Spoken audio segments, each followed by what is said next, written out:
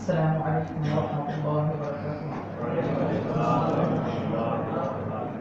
الحمد لله وكفى والسلام على عباده الذين اصطفى.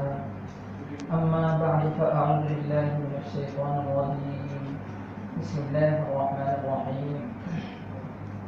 قل يا عبادي الذين أسرفوا على أنفسهم لا تقنطوا من رحمة الله إن الله يغفر الذنوب جميعا إنه هو الغفور الرحيم. اللهم صل على محمد وعلى آل محمد كما صليت على إبراهيم وعلى آل إبراهيم إنك حميد مجيد. اللهم بارك على محمد وعلى آل محمد كما باركت على إبراهيم وعلى آل إبراهيم إنك حميد مجيد. صدق الله العظيم. শুরুতেই আল্লাহ পাকের লাখো কোটি শুকরিয়া জ্ঞাপন করছি যে আল্লাহ তাআলা আমাদেরকে আল্লাহর ঘর মসজিদে আসার বসার তৌফিক দান করেছেন। এজন্য শুকরিয়া আদায় করে বলি আলহামদুলিল্লাহ। দ্বিতীয়ত সবাইকে আন্তরিক শুভেচ্ছা ও অভিনন্দন জ্ঞাপন করছি আমাদের সংক্ষিপ্ত তাফসিরে এতদিন পর্যন্ত উপস্থিত থাকার জন্য। আজ পাঠ করা হবে 26তম পারা। 26তম পারায় রয়েছে সূরাতুল আহকাফ, সূরা মুহাম্মদ, সূরাতুল ফাত, সূরাতুল হুজুরাত এবং সূরাতুল যারিয়াত। এই সূরাগুলো আজ পাঠ করা হবে। আমাদের ধারাবাহিক একটি আলোচনা চলছিল ইন্নাহু ওয়াল গফুর রহিম, যে আল্লাহ তাআলা রহমওয়ালা, আল্লাহ তাআলা ক্ষমা করনেওয়ালা। তিনি যতটা রহমওয়ালা, তিনি যে ক্ষমা করনেওয়ালা, তার তিনটা দৃষ্টান্ত গতকাল দিতে চেষ্টা করেছি। আজ ইচ্ছে করেছি যে আল্লাহ রাব্বুল আলামিন দুনিয়াতে বান্দার উপর যেভাবে রহম করেন, যেভাবে দয়া করেন, বান্দাকে যেভাবে আল্লাহ তাআলা ভালোবাসেন, হাসরের ময়দানেও আল্লাহ তাআলা বান্দাকে এমনটাই ভালোবাসবেন। ইন্নাহু হুয়াল গফুরুর রহিম, আল্লাহ তাআলা যে গফুর এবং রহিম, তিনি যে রহমতওয়ালা, এই বিষয়টি বোঝানোর জন্য হযরত মাওলানা জমিরউদ্দিন সাহেব রাহমাতুল্লাহি আলাইহি চারটি দৃষ্টান্ত পেশ করেছেন যে হাসরের ময়দানে আল্লাহ তাআলা কিভাবে রহমত পেশ করবেন, বান্দার সাথে কিভাবে মুআমালাটা করবেন, এর জন্য চারটা উপমা পেশ করেছেন। আমি একটা উপস্থাপন করতে চেষ্টা করব। তিনি লিখেছেন এইভাবে যে আল্লাহ তাআলা যখন হাসরের ময়দানে বিচার কার্য শুরু করে দিবেন এবং প্রতিটা মানবের আমলনামাকে ওজন করতে থাকবেন, একটা পর্যায়ে এমন আসবে একজন বান্দার আমলনামাকে ওজন করা হবে। আমলনামা ওজন করার পর দেখা যাবে তার জীবনে একটা মাত্র নেক আছে আর বাকি সব বদ আর বদ। আল্লাহ তাআলা তাকে বলবেন যে তোমার তো একটা মাত্র নেক আর সব তো তোমার বদ, সব তো তোমার নেক, আর তো কোনো নেক নাই, সবই তো তোমার গুনাহ। একটা মাত্র নেক দিয়ে তুমি কিভাবে জান্নাতে যাবে?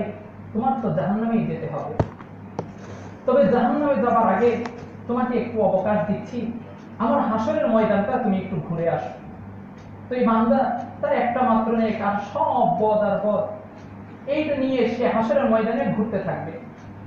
তার এই ধারাবাহিকতায় আরেকজন ব্যক্তি এমন আসবে যার আমলনামা ওজন করার পর দেখা যাবে তার সব কিছু ঠিক, একটা মাত্র নেকের অভাবের কারণে তাকে জাহান্নামে যেতে হচ্ছে। আল্লাহ তাআলা বলবেন তুমি যদি দুনিয়াতে আরেকটু আমল করে আসতে পারতে তাহলে তো তোমার এই নেকের অভাবটা হতো না। এখন একটা মাত্র নেকের কারণে তোমাকে জাহান্নামে যেতে হচ্ছে। আল্লাহ রাব্বুল আলামিন যেহেতু আহকামুল হাকিমিন, তিনি যেহেতু ন্যায় বিচার করবেন, এজন্য সেদিন পুঙ্খানুপুঙ্খানু বিচার হবে। কারো যদি একটা নেকের অভাব হয় তাকেও তিনি জাহান্নামে দিবেন।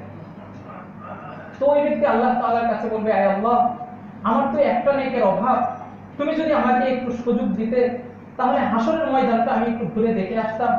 আমার তো কত আত্মীয় স্বজন হাসরের ময়দানে আছে, কারো কাছ থেকে একটা নেক পাই কিনা। আল্লাহ তাআলা বলবেন তুমি কি হাসরের ময়দানে কারো কাছ থেকে সাহায্য পাবে এই আশা করো? তখন ওই লোকটি বলবে, আল্লাহ যদি একটু সুযোগ আমাকে দিতেন আমি একটু চেষ্টা করে আসতাম। আল্লাহ তাআলা বলবেন, যাও, তোমাকে আমি সুযোগ দিলাম। হাসরের ময়দান কত কঠিন হবে। আল্লাহ রাসূল সাল্লাল্লাহু আলাইহি ওয়াসাল্লাম এক হাদিসে বলছেন যে দুনিয়ার ৭০,০০০ বছরের সমান হবে হাসরের ময়দানের একদিন। এমন পেরেশান থাকবে মানুষ। আল্লাহ নবী একদিন হযরত আয়েশাকে বলছেন, আয়েশা, হাসরের ময়দানে যখন মানুষ লজ্জিত হবে তখন কারো গায়ে কোনো বস্ত্র থাকবে না, কাপড় থাকবে না, সবাই উলঙ্গ অবস্থায় থাকবে। হযরত আয়েশা রাদিয়াল্লাহু তাআলা আনহা আল্লাহর নবীকে জিজ্ঞেস করলেন, ইয়া রাসূলুল্লাহ, আমরা সবাই তো উলঙ্গ থাকবো, তখন কি আমাদের লজ্জা হবে না? আমরা কি লজ্জা পাবো না? আল্লাহর নবী তখন বলছেন, আয়েশা, সেদিনের দিনটা এমন ভয়াবহ আর বিভীষিকাময় মুহূর্ত হবে যে মানুষ লজ্জা কি পাবে, তার তো কাপড় গায়ে আছে না নাই সেটাই তার মনে থাকবে না। ইয়া নফসি বলে শুধু দৌড়াইতেই থাকবে। তো সেই সময় কাপড় গায়ে আছে কি নাই, আরেকজন কি উলঙ্গ নাকি উলঙ্গ নয়, সেদিকে তার কোনো ভ্রুক্ষেপই যাবে। হযরত আয়েশা বলেছেন, এত কঠিন হবে? হযরত আল্লাহ রাসূল সাল্লাল্লাহু আলাইহি ওয়াসাল্লাম বলেছেন, হ্যাঁ, এতটা কঠিন হবে। তো এই ব্যক্তি একটা নেকের কারণে সে দৌড়াতে থাকবে হাসরের ময়দানে, পাগলের মতো ছুটতে থাকবে, কোনো আত্মীয় স্বজনকে পায় কিনা। যেতে যেতে তার বাবার সঙ্গে তার দেখা হয়ে যাবে। মূলত আল্লাহ তাআলাই দেখা করিয়ে দিবেন। সে তার বাবাকে জড়িয়ে ধরে বলবে, বাবা, তুমি না দুনিয়াতে আমাকে জন্ম দিয়েছিলে, আমাকে জন্ম দেওয়ার পর তুমি কত কষ্ট আর পরিশ্রম আর মেহনত দুনিয়াতে তুমি আমার জন্য করেছো। রাতকে তুমি রাত ভাবনি, দিনকে তুমি দিন ভাবনি। সব পরিশ্রম শ্রান্ত হয়ে মাথার ঘাম পায়ে ফেলে তুমি আমাদের জন্য উপার্জন করেছো, আমাদেরকে তুমি লালন পালন করেছো। বাবা, আজকে একটা মাত্র নেকের অভাবের কারণে আমি জান্নাতে যেতে পারতেছি না, একটা মাত্র নেকের অভাবের কারণে আমাকে জাহান্নামে যেতে হচ্ছে। বাবা, তুমি আজকে আমাকে একটা নেক দিয়ে আমাকে সাহায্য আর সহযোগিতা করো। বাবা তখন বলবে, আমি তো দুনিয়াতে বিয়েই করি নাই, আমার স্ত্রী ছিল না, তো সন্তান কিভাবে হবে? তুমি আবার কোত্থেকে সন্তান হিসেবে আসছো? যাও, আমি তোমাকে চিনি না, তুমি আমার এখান থেকে ছড়িয়ে যাও, তুমি আমাকে ডিস্টার্ব করো না, তুমি আমার সামনে থেকে চলে যাও। তো লোকটি তার বাবার কাছ থেকে নিরাশ হয়ে যাবে। নিরাশ হয়ে যাওয়ার পর আবার দৌড়াতে থাকবে। দৌড়াতে একসময় তার মায়ের সঙ্গে দেখা হয়ে যাবে। মাকে জড়িয়ে ধরে বলবে, মা, তুমি না তোমাকে তোমার গর্ভে ধারণ করেছিলে, আমার জন্য কত কষ্ট আর ত্যাগ তিতিক্ষা তুমি দিয়েছো। আমার জন্য মা, তুমি কত রাতের ঘুমকে তুমি হারাম করে দিয়েছো। তোমার শরীরের অংশ থেকে মা, আমি তোমার শরীরের অংশ থেকে পান করেছি। মা, আমার সামান্য একটু কষ্টের জন্য তুমি রাতকে রাত না ঘুমিয়ে কাটিয়েছো। আমার জন্য কত কষ্ট করেছো মা, বলে শেষ করতে পারবো না। আজকে হাসরের ময়দানে মা, একটা মাত্র নেকের কারণে আর জান্নাতে যেতে পারতেছি না। মা, তুমি আমাকে একটা নেক দিয়ে আজকে একটু সাহায্য আর সহযোগিতা করো। মা বলবে, দুনিয়াতে তো আমার বিয়েই হয়নি, আমি কোত্থেকে তোমাকে নেক দিব? আর আমার সন্তানই ছিল না, তুমি আজ আমাকে মা বলে ডাকছো। যাও, আমি তোমাকে চিনি না, তুমি আমার এখান থেকেও সরে যাও। মার কাছ থেকে সন্তান সেদিন নিরাশ হয়ে যাবে। দৌড়াতে থাকবে। এক সময় তার ভাইয়ের সঙ্গে দেখা হবে। ভাইকে জড়িয়ে ধরে বলবে, ভাই, আমি না তোদেরকে জন্য কত কি করেছিলাম, কুলে পিঠে রেখে তোদেরকে আমি বড় করেছি, তোদেরকে নিয়ে কত স্বপ্ন দেখেছি। আজ হাসরের ময়দানে একটা মাত্র নেকের অভাবের কারণে আমাকে আজ জাহান্নামে যেতে হচ্ছে। একটা নেক দিয়ে আজ ভাই তুমি আমাকে সাহায্য করো, তুমি একটা নেক দিলে আমি আজ জান্নাতে যেতে পারি। তিনি ভাই বলতে থাকবে, ইয়া নফসি, দুনিয়াতে আমার কোনো ভাই ছিল বলে আমি জানি না, তুমি আবার কোত্থেকে ভাই দাবি করছো, তুমি আমার এখান থেকে সরে যাও, তুমি আমার পথে কাটা ফেলে দাঁড়িয়ে দাঁড়িয়েও না, অসুবিধা করো না। এইভাবে ভাইয়ের কাছ থেকেও নিরাশ হয়ে যাবে। নিরাশ হয়ে বোনের কাছে যাবে। বোন একই কথা বলবে। যেতে তার স্ত্রীর সঙ্গে আল্লাহ রাব্বুল আলামিন দেখা করে দিবেন। স্ত্রীকে জড়িয়ে ধরে বলবে, তোমাকে যেদিন প্রথম ঘরে নিয়ে এসেছিলাম, তারপরের দিন থেকে আমার সমস্ত স্বপ্নগুলো ভুলে গিয়েছি। তোমার এবং তোমার সন্তানাদির জন্য জীবনে সব কিছু করেছি। তোমরা একটু সুখে থাকবে বলে আমার জীবনকে জীবন ভাবি নাই। এত কষ্ট করে তোমাদের জন্য দুনিয়াতে কত কিছু করে রেখে এসেছিলাম। আজকে একটা মাত্র নেকের কারণে আমাকে জাহান্নামে যেতে হচ্ছে। বিবি, তুমি আমাকে একটা নেক দিয়ে আজ একটু সাহায্য করো, আমি যেন জান্নাতে যেতে পারি। বিবি বলবে, আমি তো তোমাকে চিনি না, তুমি দুনিয়াতে আমার স্বামী ছিলে, আমি তো জানি না।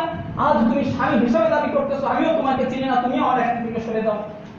মুফাসসিরিন কেরাম এটা বানিয়ে বলছি না, আল্লাহ রাব্বুল আলামিন সূরা আবাসের মধ্যে বলছেন, ইয়াউমা ইয়াফিরুল মারউ মিন আখি ওয়া উম্মিহি ওয়া আবি ওয়া সাহিবাতিহি ওয়া বানি লিকুল্লি ইমরিইন মিনহুম ইয়াউমাইযিন শা'নুন ইউগনি। সবাই সবার কাছ থেকে পালাতে চেষ্টা করবে, কেউ কখনো পরিচয় দিবে না। এমন সময় সবার কাছ থেকে নিরাশ হয়ে ওই লোকটা চিৎকার করতে করতে আল্লাহ রাব্বুল আলামিনের দিকে দৌড়াতে থাকবে। নিরাশ হয়ে যাবে যে হ্যাঁ, একটা নেক আর পেলাম না, আমাকে আজ জাহান্নামে যেতে হবে। খুব কাঁদতে থাকবে আর বুক ফাটা আর্তনাদ করতে থাকবে। এমন সময় ওই একটা ব্যক্তির সঙ্গে দেখা হয়ে যাবে। তিনি বুকে জড়িয়ে ধরে বলবে, ভাই, তোমার কি হয়েছে, এত কান্না করছো কেন? ওই লোকটি বলবে, ভাই, একটা মাত্র নেকের কারণে নিজের স্ত্রীর কাছে গিয়েছিলাম, মায়ের কাছে গিয়েছিলাম, বাবার কাছে গিয়েছিলাম, ভাইয়ের কাছে গিয়েছিলাম, বোনের কাছে গিয়েছিলাম, কেউ আমাকে একটা নেক দেয় নাই। একটা নেকের কারণে আজ আমাকে জাহান্নামে যেতে হচ্ছে। এই কষ্টের কারণে আমি শুধু কান্না করছি। কোথায় তোমার একটা মাত্র নেকের অভাব? আমি তো আমার আমলনামা ওজন করা হয়েছে, আমার আমলনামায় একটা মাত্র নেক আছে, আর কোনো নেক আমার নাই। আমি এই একটা নেক দিয়ে কি করব? এই নেকটা দিয়ে তো আমি জান্নাতে যেতে পারবো না। আচ্ছা ভাই, ঠিক আছে, আমার এই একটা নেক তুমি নিয়ে যাও, তুমি জান্নাতে চলে যাও, আমি জাহান্নামে যাই। সেদিন তিনি এরকম উপকার করবেন। এই নেকটা পাওয়ার পর লোকটা আল্লাহ রাব্বুল আলামিনের কাছে আনন্দে দৌড়াতে থাকবে। আল্লাহ রাব্বুল আলামিনের কাছে গিয়ে বলবে, ইয়া আরহামার রাহিমিন, নেক একটা পেয়ে গেছি, নেক একটা পেয়ে গেছি, আল্লাহ তুমি দেখো এই যে নেক একটা নিয়ে আসছি, আল্লাহ তুমি আমাকে জান্নাতের ফয়সালা করে দাও। আল্লাহ রাব্বুল আলামিন বলবেন, তোমাকে এই নেক কে দিল, তুমি কোথায় গিয়েছিলে? তখন বান্দাটা বলতে থাকবে, আল্লাহ আমি মায়ের কাছে গিয়েছিলাম, বাবার কাছে গিয়েছিলাম, বোনের কাছে গিয়েছিলাম, ভাইয়ের কাছে গিয়েছিলাম, এমনকি নিজের স্ত্রীর কাছে গিয়েছিলাম, কেউ আমাকে একটা নেক দিয়ে সাহায্য করে নাই। কিন্তু তোমার একটা বান্দা যার নাকি একটা মাত্র নেক আছে, আর কোনো নেক নাই, ওই ব্যক্তিটা আমার এই কষ্ট দেখে, আমার কান্না দেখে আমার প্রতি দয়া পরবশ হয়ে তার একটা নেক আমাকে দান করে দিয়েছে। আল্লাহ রাব্বুল আলামিন বলবেন, তাই ঠিক আছে, ওই ব্যক্তিটাকে আমার কাছে ধরে নিয়ে আসো। এই ব্যক্তি আবার দৌড়াতে থাকবে, দৌড়াতে হাসরের ময়দান থেকে ওই ব্যক্তিকে খুঁজে বের করবে, বের করে নিয়ে আল্লাহর সামনে উপস্থিত করবে, বলবে, আল্লাহ তাআলা এই ব্যক্তি আমাকে একটা নেক দিয়ে সাহায্য সহযোগিতা করেছে। আল্লাহ তাআলা ওই ব্যক্তিকে বলবেন, তুমি না আমার বান্দা, তোমার তো একটা নেক ছিল, তুমি তাকে কেন এই একটা নেক দিয়ে সাহায্য করেছো? ওই ব্যক্তিটা বলবে, আল্লাহ তাআলা আমার জীবনের সবই তো গুনাহ, আমি তো কোনোভাবেই জান্নাতে যেতে পারবো না, এটা তো আমি জেনেই ফেলেছি। আল্লাহ তাআলা তোমার একটা বান্দা একটা মাত্র নেকের কারণে সে জান্নাতে যেতে পারতেছে না, এই বিষয়টা দেখে আমার কষ্ট লেগেছে, তাই আমি তার উপর দয়া পরবশ হয়ে আমার একটা নেক আমি তাকে দান করে দিয়েছি। আল্লাহ তাআলা বলবেন, হে আমার বান্দা, আমি আমার 100 রহমতের একটা ভাগ, এই একটা ভাগকে কোটি কোটি ভাগ করে তোমাকে একটা ভাগ দিয়েছিলাম, আর এই একটা ভাগ রহমত পেয়ে আমার হাসরের ময়দানে তুমি আমার আরেকটা বান্দার উপর দয়া করতে ভুলো নাই।